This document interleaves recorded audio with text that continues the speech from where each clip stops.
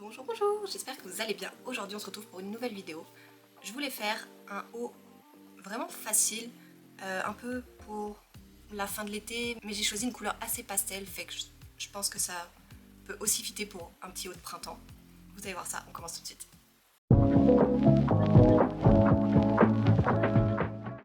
Alors j'ai préparé déjà mon petit sachet avec tout le matériel dont j'ai besoin dedans.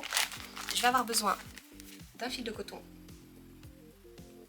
un peu de turquoise, et surtout je vais pimper le haut avec des fleurs. Donc c'est comme des perles en forme de fleurs que j'avais trouvé au Maxi Dollar.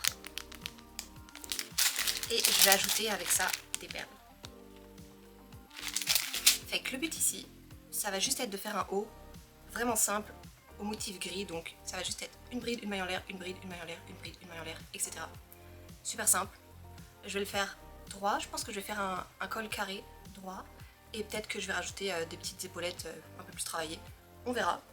Mais pour le moment, on va commencer très simple. Fait que je vais faire ça au crochet numéro 3. Et on commence tout de suite. Il fait présentement 31 degrés à Québec. Il fait super lourd, super humide. J'ai le ventilateur à côté de moi, mais je peux pas le mettre parce que sinon il s'entend à la caméra. Fait que je vais commencer ça rapidement et on va faire ça vite. Parce qu'il fait chaud, très chaud. Je vais commencer avec mon coton.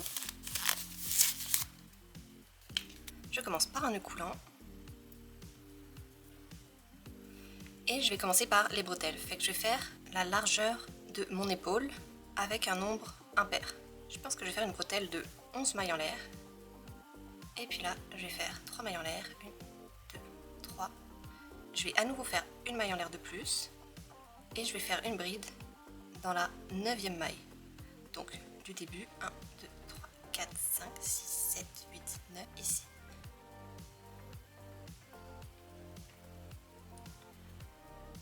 Et ensuite, une maille en l'air, je saute une maille et je viens dans la 7e maille faire ma bride. Et là, on commence déjà notre petit motif. Donc j'ai fait ma chaînette de 11, j'ai fait 3 mailles en l'air pour faire une bride, une maille en l'air pour faire l'espace, et ensuite je suis venue faire ma bride ici, dans la 9e maille de la chaînette. Et je continue, je fais une maille en l'air, je saute une maille et je viens faire une bride. Et je continue.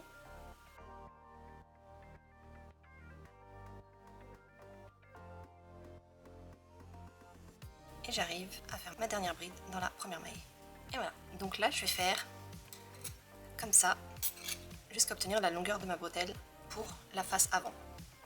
Pour le deuxième rang, je fais 3 mailles en l'air, ensuite à nouveau une maille en l'air pour faire l'espace, je tourne mon travail et je viens faire une bride dans la bride du rang précédent.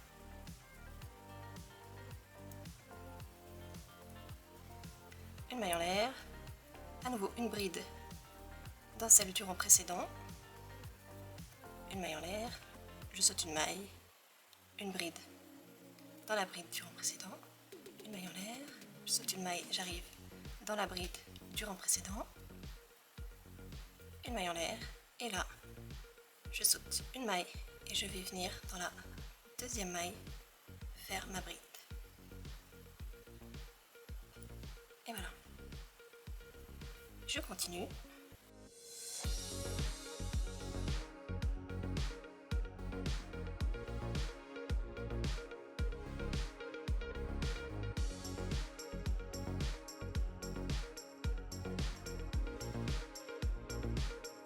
Alors, j'ai fait 11 rangs. Je vais tirer mon fil. Je vais venir au milieu de l'épaule ici.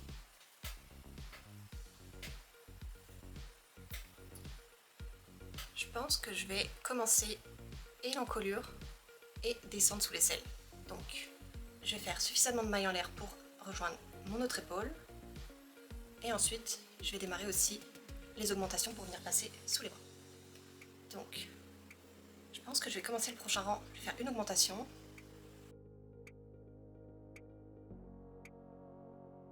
Je pense que je vais commencer le rang, faire mes mailles en l'air et ensuite faire les augmentations. Voilà. Ok, fait que je commence mon 12e rang, 3 mailles en l'air plus une. Je tourne mon travail, je fais mes brides et puis puis là, je vais venir faire des mailles en l'air pour venir faire mon encolure carrée. Je vais faire un nombre de mailles en l'air impair.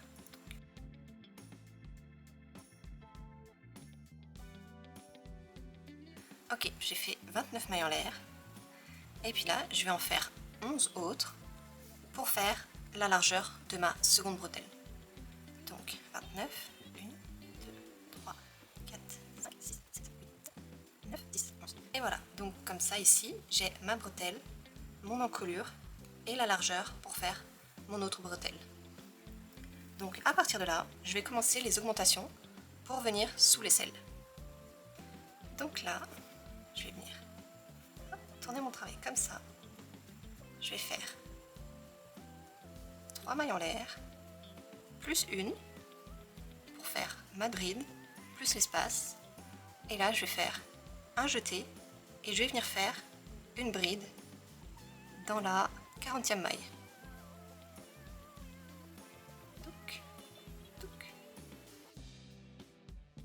Donc, j'ai fait 29 mailles, plus 11, ça m'en a donné 40. J'ai fait ma bride de départ, mon espace, et j'ai fait une bride dans la même maille que j'ai fait ma bride de départ. Avec ça, ça va être une augmentation. Je vais quand même avoir l'effet de 2 brides dans une même maille. Et puis là, je vais continuer normalement. Donc je vais faire une maille en l'air, je saute une maille et je viens faire une bride dans la maille suivante. Ensuite, je continue, je fais une maille en l'air, je saute une maille et je viens faire une bride dans la maille d'après. Et je continue comme ça jusqu'à la fin du rang.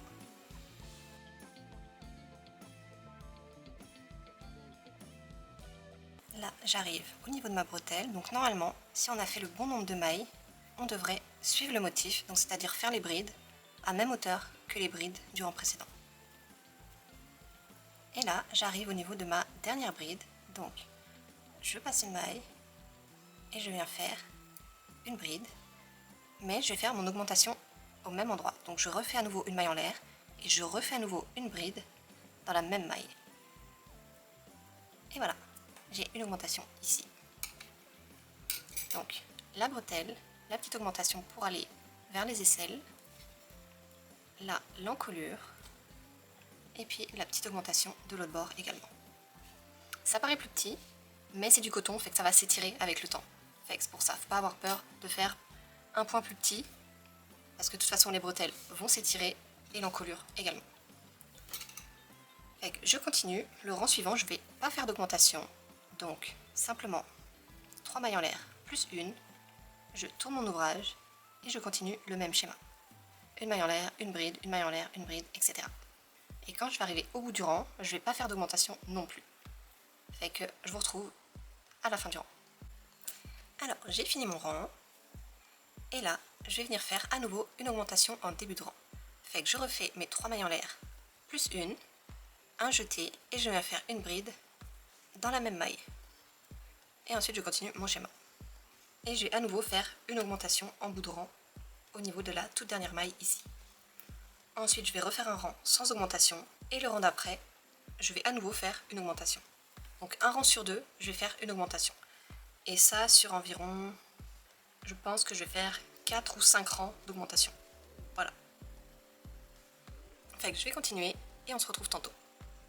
Alors, j'ai fini mes augmentations. Finalement, j'ai fait 7 rangs d'augmentation, un rang sur deux.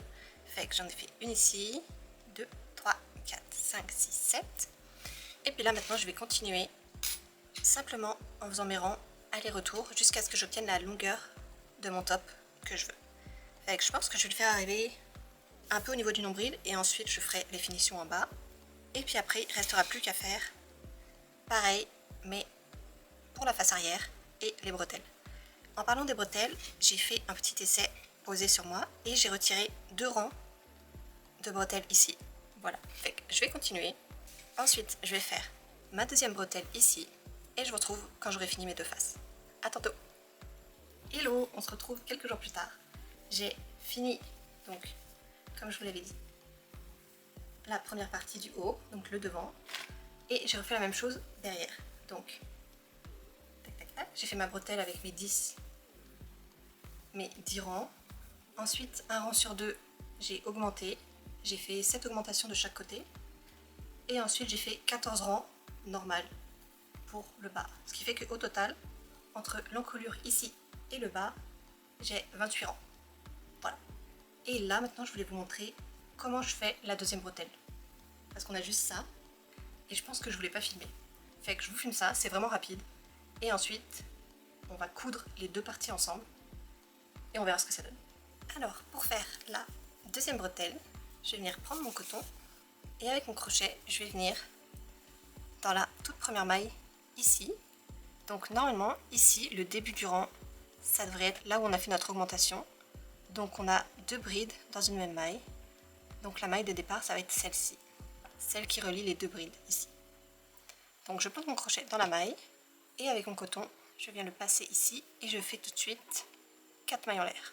1, 2, 3, 4. Et puis là, je saute une maille, je fais ma bride.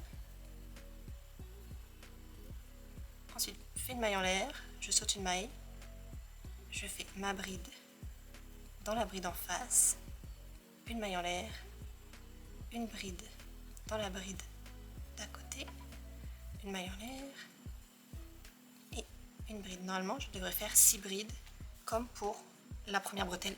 Donc on avait 1, 2, 3, 4, 5, 6. Et là, j'en ai fait 1, 2, 3, 4, 5. Hop, et la dernière, 6.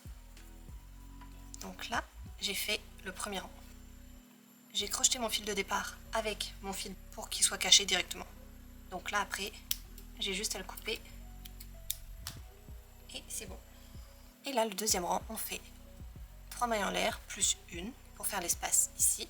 Donc 4 mailles en l'air, je tourne le travail et je viens poursuivre mon schéma classique. Donc une bride dans la bride en face, une maille en l'air, une bride dans la bride à côté, une maille en l'air, une bride.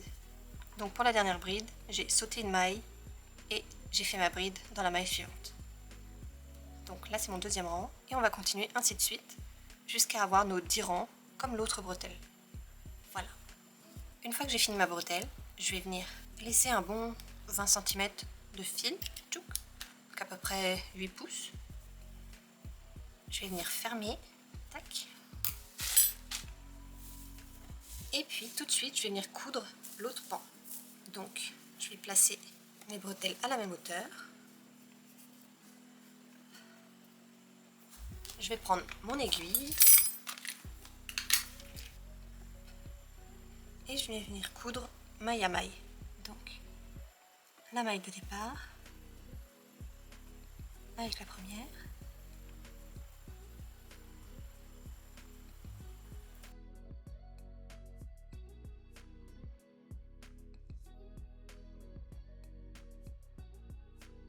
Et voilà, je vais solidifier ma dernière maille, donc ma dernière couture. Tac. Tac. Et ensuite je viens cacher le fil. Je coupe et je viens cacher l'autre fil. Et voilà. Et je vais venir faire pareil avec l'autre côté. Donc là, j'avais mes fils. Je pense que ça va être suffisant pour les coutures. On va bien voir.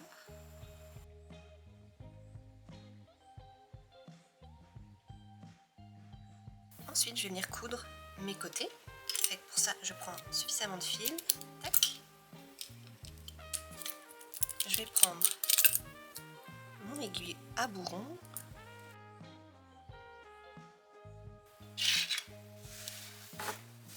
C'est un peu plus délicat puisqu'on va coudre un point dans la bride et un point dans l'entrebride. Donc ça va être assez difficile à voir, mais c'est faisable. Le plus important, c'est que ça soit régulier. Je vais commencer par faire mon petit nœud en bas.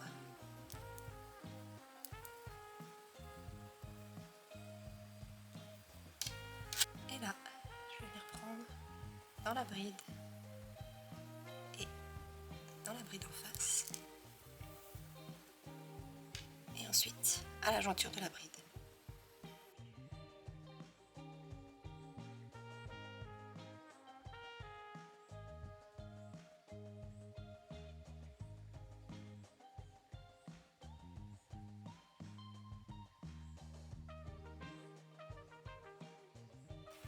Et j'arrive au dernier point. Le dernier point, on le remarque, ça va être le bas de la bride, là où on a fait notre dernière augmentation. Comme là, on a fait 2 brides en une. Là aussi, 2 brides dans une maille. Et du coup, le dernier point qui va être sous l'aisselle, c'est ici. Je vais faire un deuxième passage pour consolider. Hop. Et puis ensuite, je vais venir cacher mon fil. Et puis on va venir couper. Hop. Et voilà.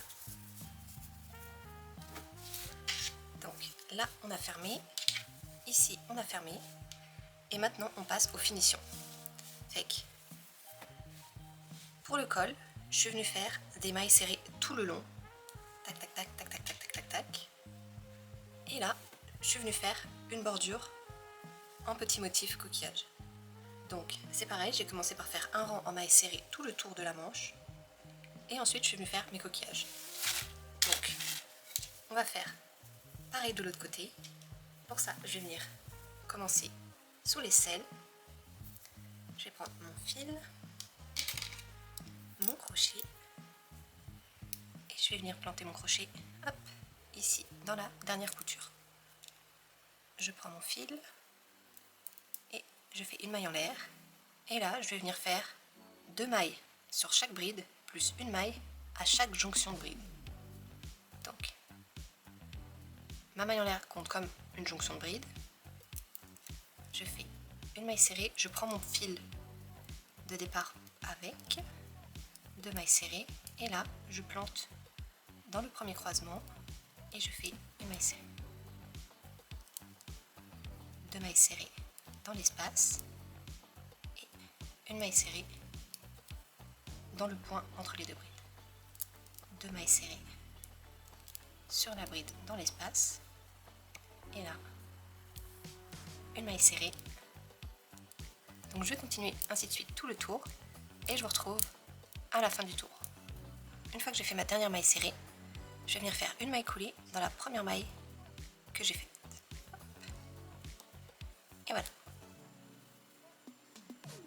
Et là, pour faire les petits coquillages, je vais faire un jeté sur mon crochet, je vais préparer une bride, je vais sauter 2 mailles, donc 1, 2, hop, ici, et je vais venir faire 7 brides dans cette maille.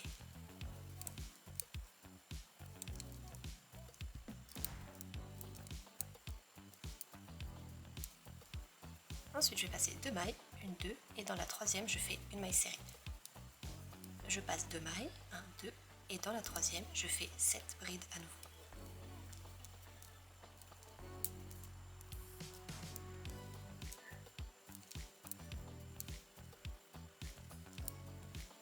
Je passe 2 mailles, 1, 2, et dans la troisième, je fais une maille serrée.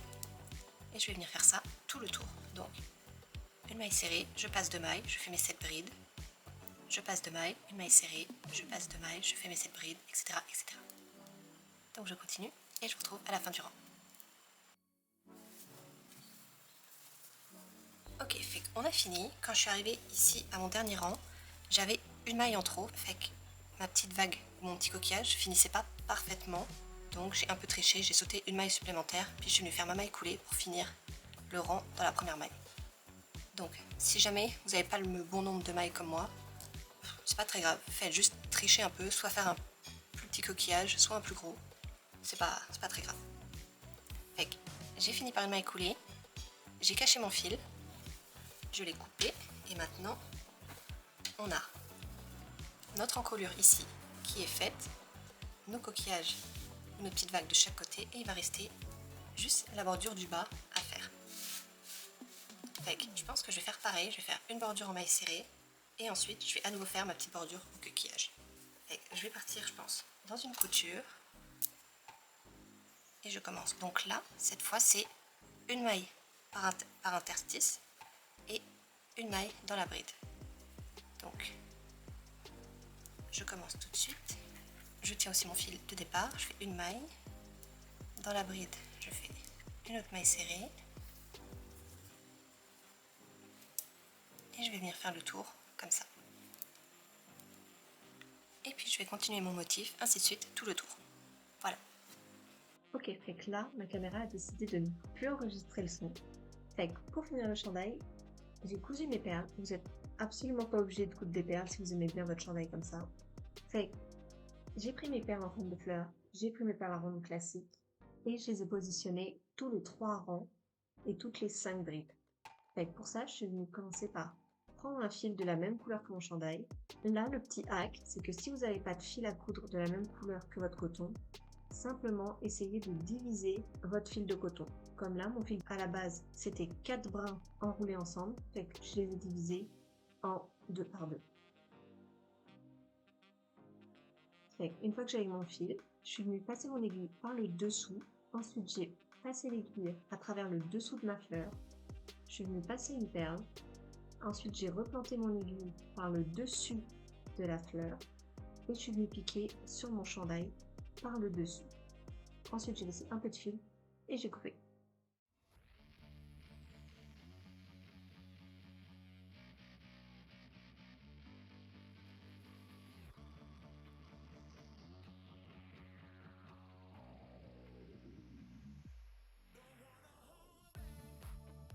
Et ensuite, à la fin, je suis venue délicatement sur l'envers de mon chandail, tirer les petits fils et j'ai tout simplement fait des doubles nœuds. Et évidemment, après, le plus long, ça a été de cacher tous les petits fils et de les couper. J'ai également décidé de coudre les perles une à une pour éviter que si on accroche une perle, toutes les autres perles soient tirées. C'est ça, je vous laisse à la suite de la vidéo.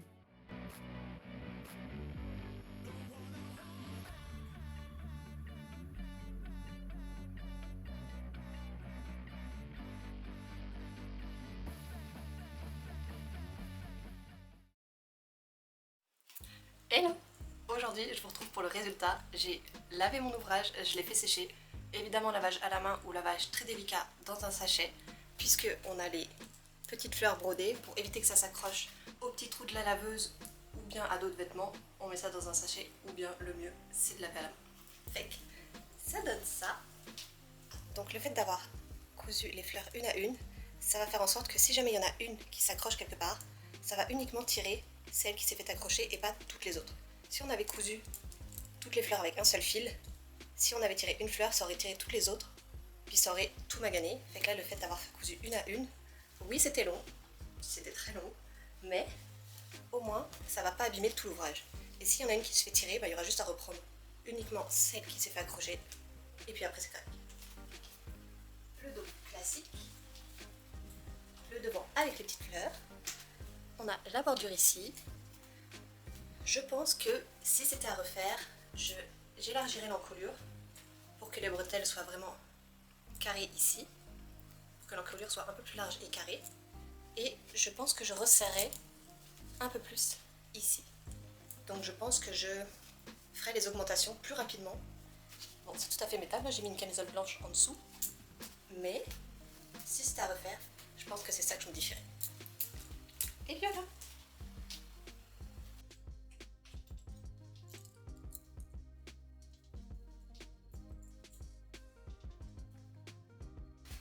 Et je vous retrouve la semaine prochaine pour le vlog conclusion du mois d'août. Bye!